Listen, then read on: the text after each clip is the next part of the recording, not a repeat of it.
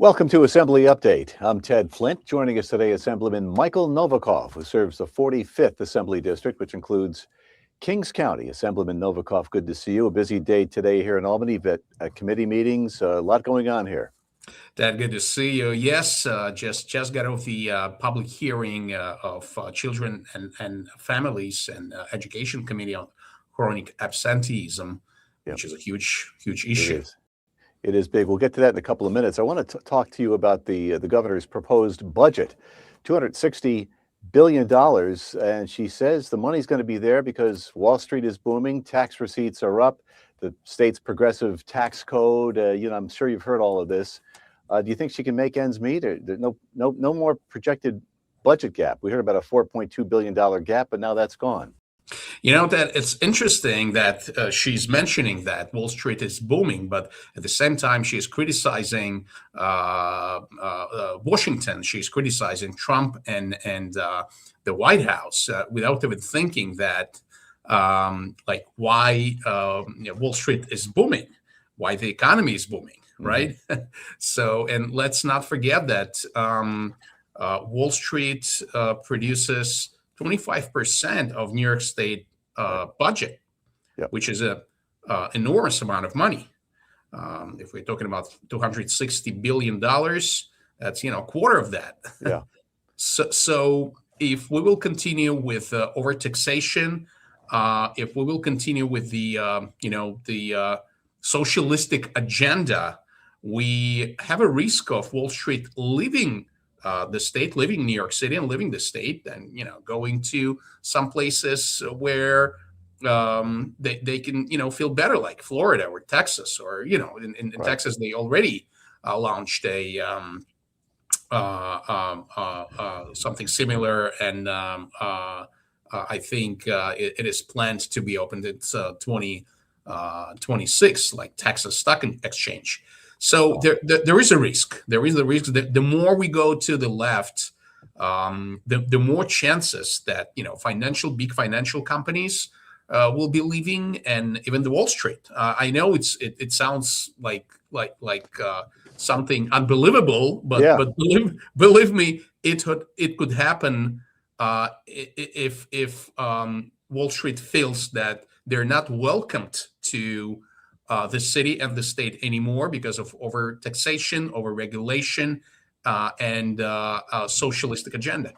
You can't keep attacking the goose that lays the golden egg. I mean, that's a nightmare scenario. If Exactly. Wall Street were to leave, I mean, the state would crumble. I mean, it would Oh overnight. yeah. Yes, Dad. Yeah. Let's. The governor also claims she can balance the budget without raising income taxes. Is that doable? Do you think? I mean, it's hard to say. I don't see how is it doable. I'll be honest with you. Yeah. Everything is based on getting more money from people and funding, kind of spending more money, right? Instead of Right.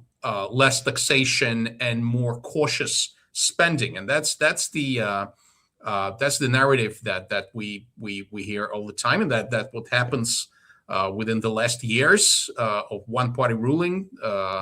Democrats love to spend. I mean, that saying that when Democrats come to power, they spend. When Republicans come to power, they earn. So That's right. so yeah, unfortunately, it's overspending. It's a lot of money that we spend on like things we don't really need and want, and so many. I think we discussed it earlier that so many organizations, including nonprofit organizations, that hell knows what they're doing, right? Mhm. And we're spending so much money in it, and it doesn't work. It doesn't. Everything needs a lot of audits, and Yeah. the only thing I can say, thanks to our great controller, DiNapoli, Yeah. I think he's doing a great Yes, a he great is. great Agreed. job. Yeah. So we're still on that path. So nothing new is happening. We're still overspending, and we're still overtaxing our residents, which which makes people leave New York State, which means less money from middle class, less money from those those people who work hard, and more money to cover those social issues Right. that we have. That's the problem, and that this is where populism comes from, like free buses, free childcare, free this, free that. You know what? We don't need the free stuff. We need more money in our pockets. That's right. That there's, those free things cost a lot of money. Yeah. Let's talk about the Housing Committee meeting. You were the interim ranker on that committee. Tell us about what happened this week there. So the legislation that I have concern about, and we all voted, we all were in the negative. Minority was in the negative. Is and I apologize. I don't have it handy. I don't have the number of the bill. It's impossible to remember all the bills. Oh, sure. That's I'll be okay. honest with you.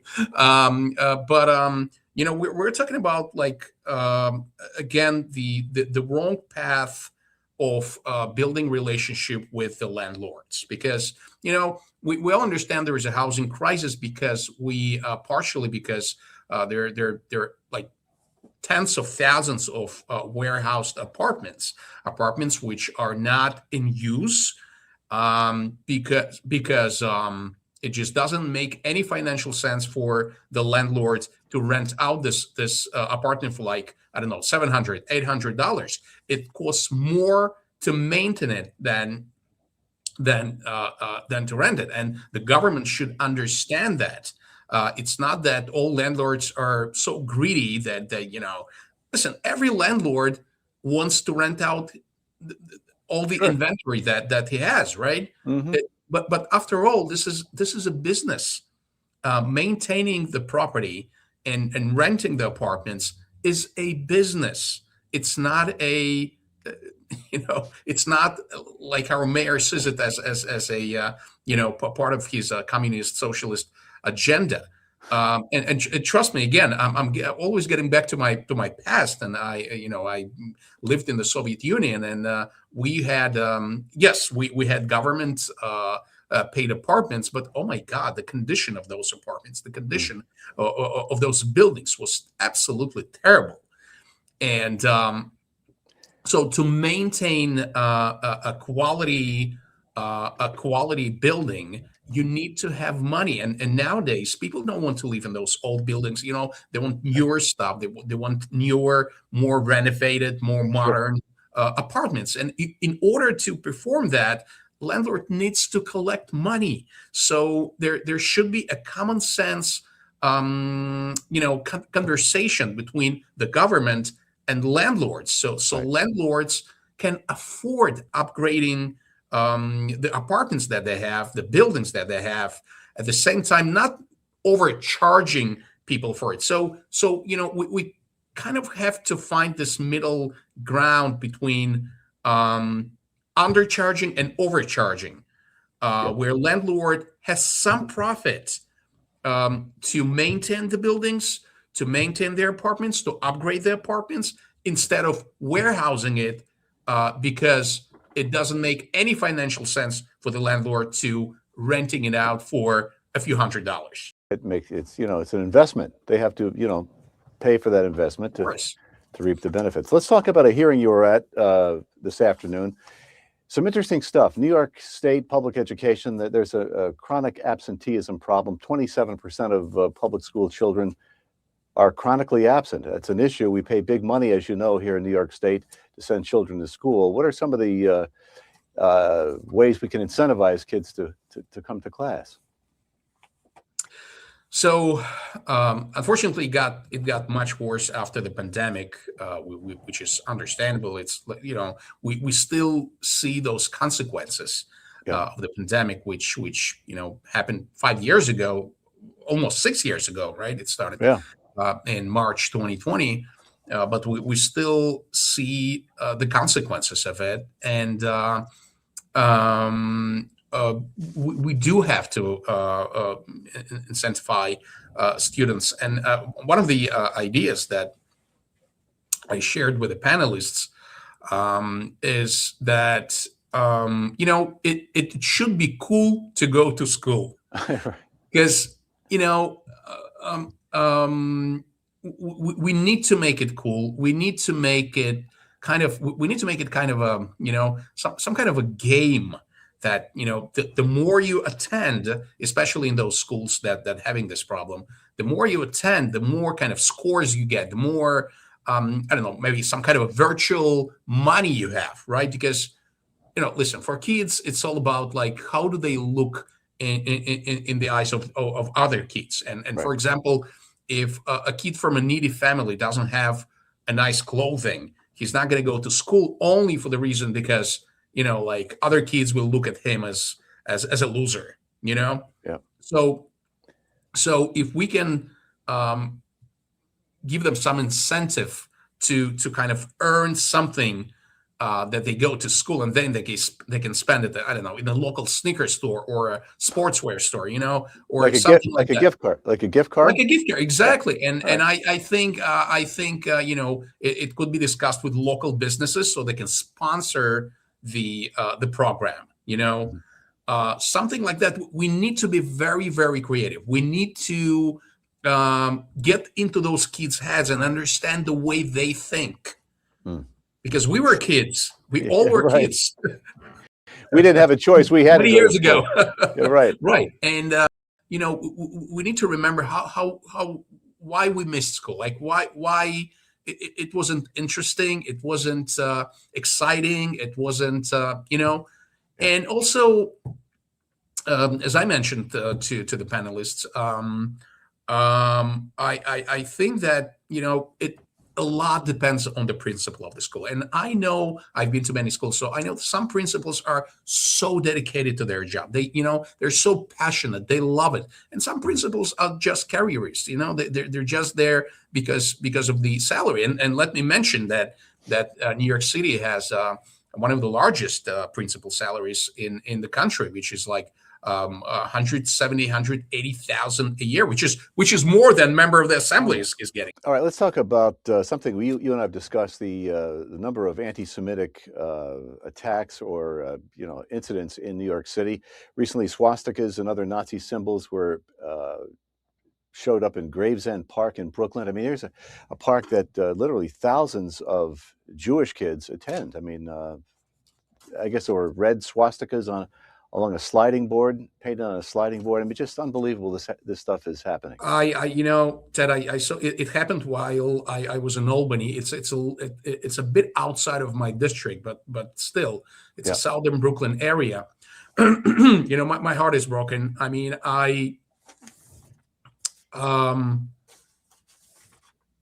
just a week ago, I met with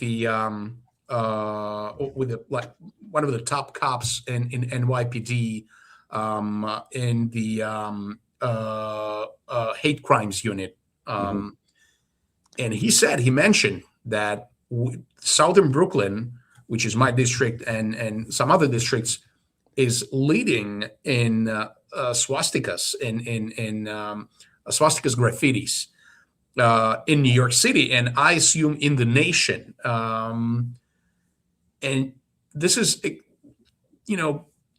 again, we understand why. It's a heavily Jewish populated area, and it seems like these people think that they have a mandate from the new from New York City's administration, which is historically the most anti-Semitic administration ever in New York City. So it looks like they received a mandate to do anything they want, to draw swastikas anywhere. While we are thinking as legislators, we're thinking how to combat this legislatively, I want to ask the residents of my district and other districts, please, please, please report those incidents, because I know that so many anti-Semitic incidents are not reported because people simply think, hey, there's, like reporting doesn't make sense. They're not going to do anything. So those who drew swastikas, they can face real arrests and real consequences, because this is you know, this is prohibited. This is not allowed. So it is a crime. Drawing Right. swastika is a crime. So please, please, please report these crimes and other hate crimes to NYPD, to my office, and to me personally. If you're following me on social media, my response will be prompt and blunt. This is unacceptable, and as long as I see that the new mayor, Mamdani, is condemning it. Yeah. Those events, which is very official and formal condemnation. He Yes. never comes there. He's just condemning on social media. But until he will condemn, globalize the Intifada, those events will continue to happen. That's it. He needs to do. He needs to do better. He needs to do more. If he's serious about that.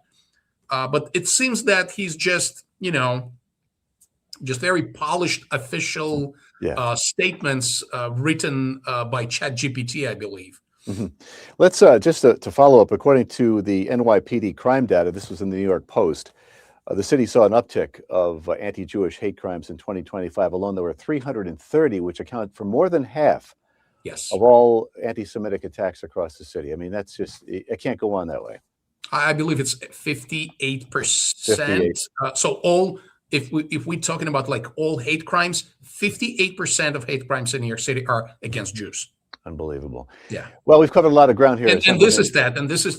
After October 7th attack, Right. which was the second largest attack on Jews after the Holocaust.